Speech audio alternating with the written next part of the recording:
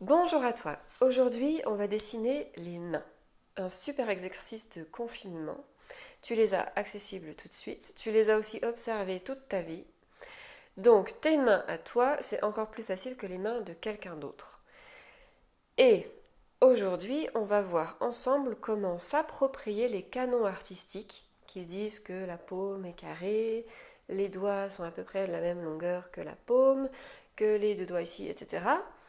Pour savoir comment les adapter à nos mains. Est-ce que toi, tu as des mains musclées, longues, fines, charnues, poilues, n'en fais pas trop les poils, ridées, ne fais pas trop de rides non plus. On va dessiner deux sortes de mains. On va dessiner la main au repos et puis la main en point. Ce sont deux positions qui sont très fréquentes dans les dessins. On verra par la suite si on ajoute plusieurs autres positions. Je te laisse me dire en commentaire si ça t'intéresse, que je vois et que je m'adapte par rapport à tes souhaits dans mes vidéos. Et si jamais tu vas aller plus loin avec moi, n'oublie pas, il y a ma formation gratuite. Je t'offre une formation de 5 cours vidéo pour te permettre de te lancer en dessin, d'apprendre quelques petites bases en dessin. Profites-en, elle est juste en là en fiche et en dessous aussi en description. On regarde, c'est parti, on commence. Tout d'abord, regarde ce livre. C'est un livre qui peut être important si tu as envie de dessiner du modèle vivant, ce qu'on appelle des choses vivantes, qui s'appelle Grand cours d'anatomie artistique. On va regarder ensemble et on va aller à la page des mains. Tu vois, il donne vraiment des détails osseux, musculaires, et pour comprendre ce qu'il y a à l'intérieur d'un membre. C'est ce qui est important en dessin. On dessine souvent à plat.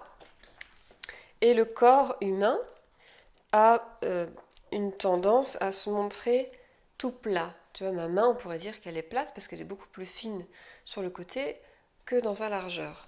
Or, ma main, tu vas voir, elle n'est pas si plate que ça.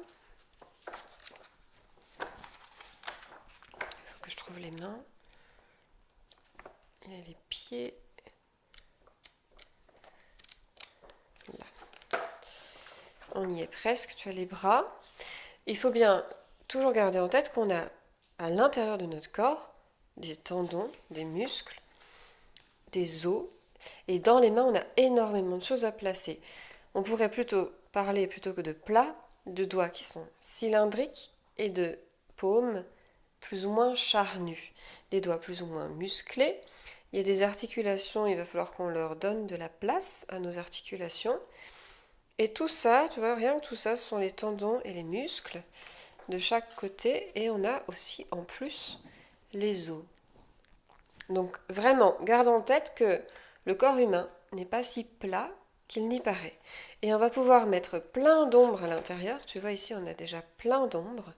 Si on le souhaite, si on veut travailler une main réaliste, ce qui n'est pas notre cas aujourd'hui, on va juste faire les contours de la main. Voilà, tu vois, moi j'ai dû faire une planche, comme ça on m'a demandé une planche de lavage de main. Donc mes vignettes sont pas dans le bon sens, et il y en a une dizaine. Mais je voulais t'en faire profiter parce que d'avoir dessiné ces mains-là, j'en ai tiré des espèces de canons qu'on va reprendre ensemble. Par exemple, tu vois que dans toutes mes mains, j'ai une paume qui est à peu près carrée ou conique selon qu'elle est vue de face ou un peu de côté. Il y a aussi le fait que toutes les mains doivent être de la même taille, donc ça m'a aidé à avoir la même longueur de doigt, pour la même largeur, etc. Et souvent, j'ai remarqué qu'on ne sait pas quoi faire du pouce parce qu'il est à la fois souple, à la fois il va vers l'extérieur, mais aussi il a une petite bosse ici. Donc, comment le séparer du reste de la main pour qu'on comprenne que le pouce part, ne pas faire son début, son départ ici trop bas ni trop haut, et bien comprendre qu'en fait, il arrive à peu près à la première phalange de l'index. Tu vois, par exemple. On a les doigts, l'écartement des doigts qui correspond à la paume si, et seulement si, on écarte un tout petit peu les doigts.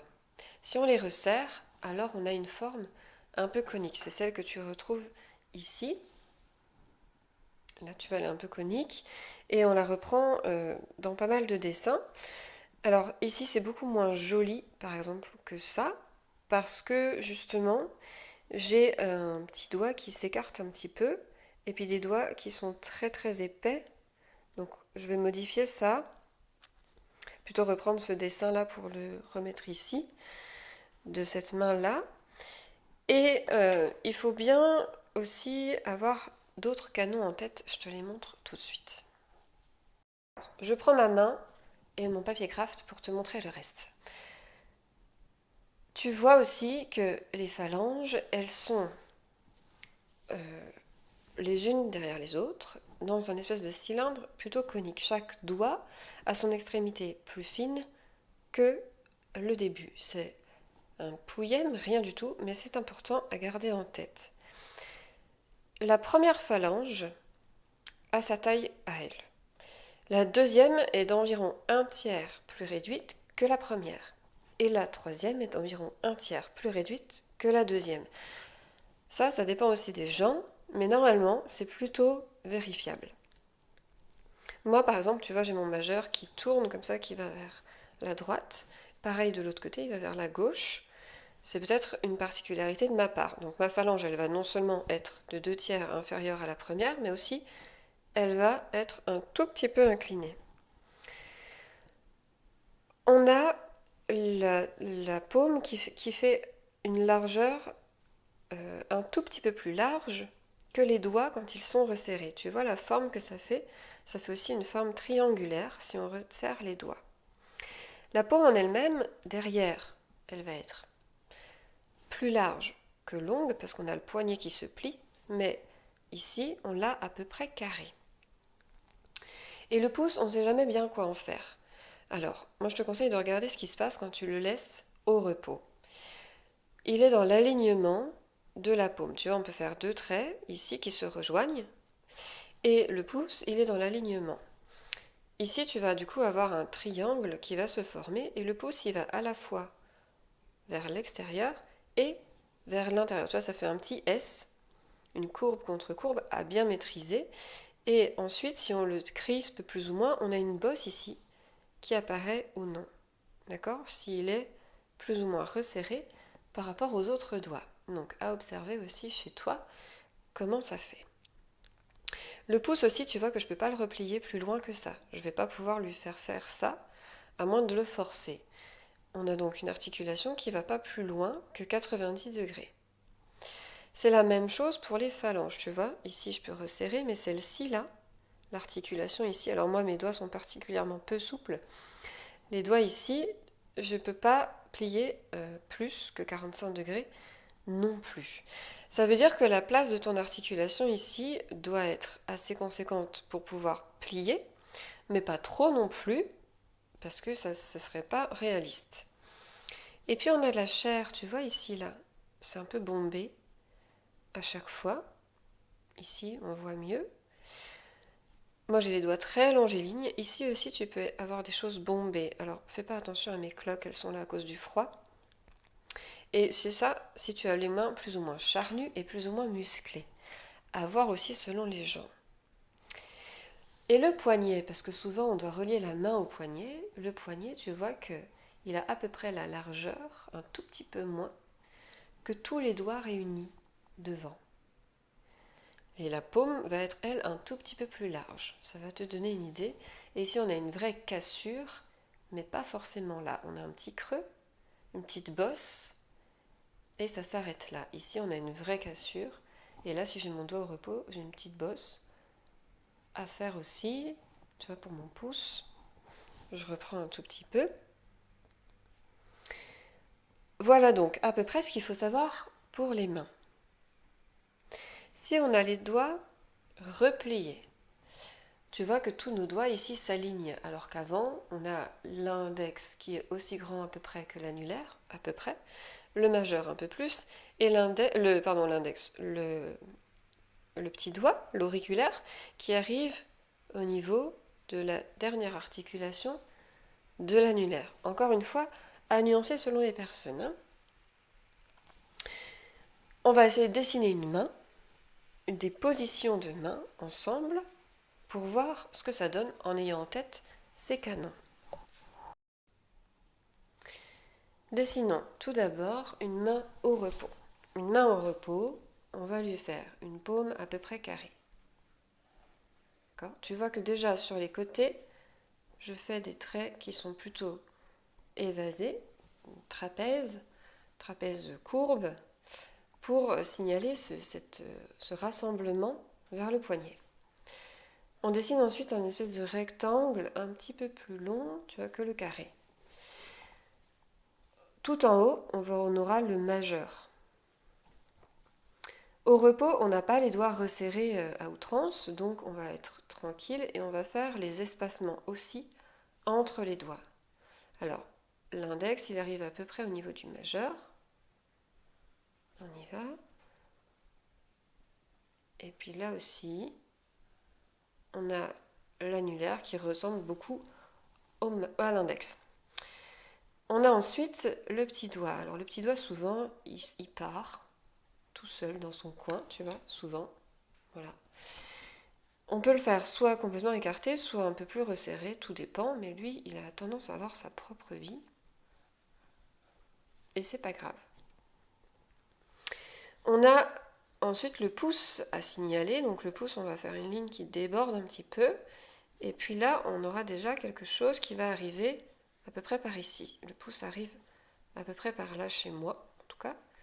Et là, je vais faire l'entre-deux avec un petit S pour signaler mon pouce. Si je trouve que c'est pas assez large, c'est pas grave. Je fais ma petite bosse ici. Et là, tout rentre.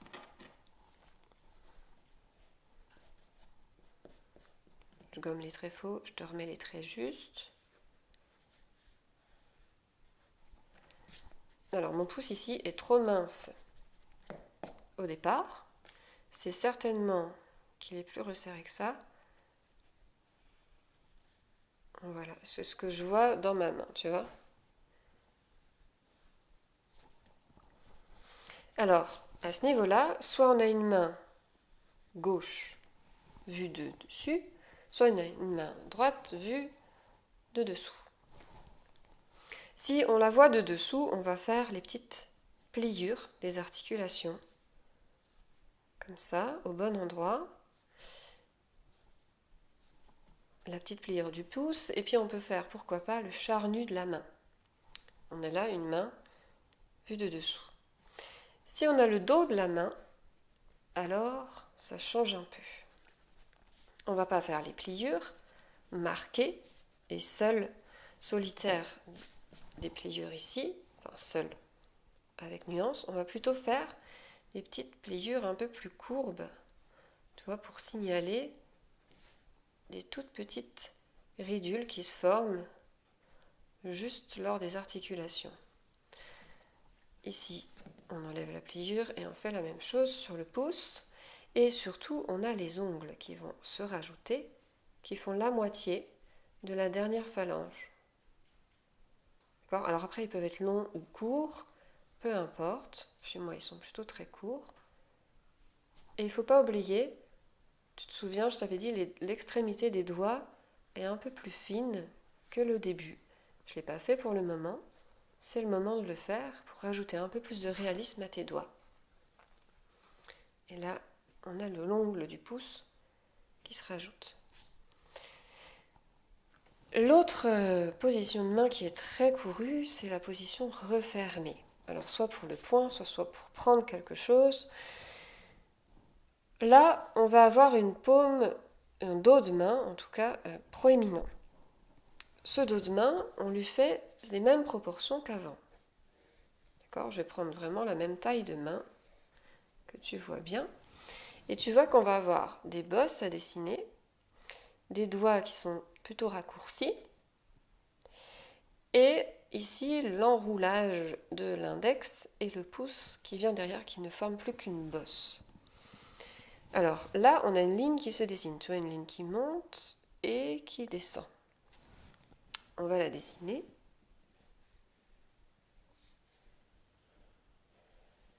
Elle est à peu près comme ça. On a des bosses à faire, on a dit. Donc, première bosse, deuxième bosse. Tu vois qu'en fait, ce sont les débuts des doigts. Là, je suis déjà au majeur. Et puis, à l'index. D'accord? Chaque fois, je fais un petit peu plus grand. Et l'index, je vais devoir faire son enroulage. Donc, je vais avoir une pliure ici et une autre pliure ici. Le pouce, lui, ne forme plus qu'une bosse. Et là, j'ai déjà une main resserrée. Alors après, il faut faire les ombres si on veut bien marquer le creux entre les bosses. Mais là, on a déjà quelque chose qui vraiment tient la route. On a un point. Voilà donc 2 positions de main. Si tu souhaites explorer cette façon de faire, dis-le-moi. Voilà pour aujourd'hui. Donc tu as déjà 2 positions de main à travailler chez toi. Profite encore une fois de ton nid douillet que tu es obligé de garder en ce moment pour t'exercer. N'hésite pas à me dire aussi en commentaire quelle position tu souhaiterais qu'on voit ensemble. Ça me permettra de faire peut-être une suite de vidéos comme ça sur les mains et qu'on approfondisse le sujet ensemble. Merci à toi, je te dis à très bientôt pour de nouvelles vidéos.